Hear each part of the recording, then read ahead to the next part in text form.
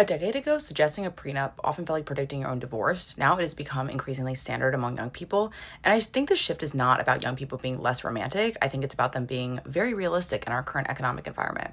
I think the biggest thing is debt. Young people today come into a partnership carrying significant individual amounts of debt. If you think about student loans, credit card debt, and a prenup is traditionally about protecting assets, but it's also very much about clarifying who is responsible for debt. And so, for people coming into a marriage with tens or even hundreds of thousands of dollars of debt, that's where prenup really comes in handy. There's also the timing piece of it. People are getting married later, which means more years of building careers, accumulating retirement accounts, sometimes buying property before combining lives. In previous generations, you were getting married maybe at 20, 22, you might not have that much to protect. If you're getting married at 34, maybe you have, 401k, a condo, and that's important when it comes to prenups. The economic context also amplifies everything.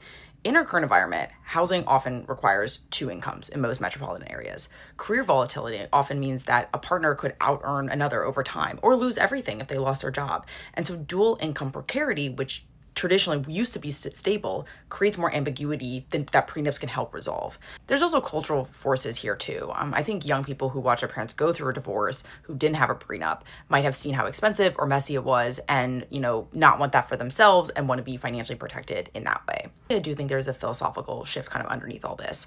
Younger generations increasingly view marriage as a partnership between two complete individuals rather than a merger into one economic unit. And I think that framing really makes prenups feel less like planning for failure and more like respecting each person's autonomy.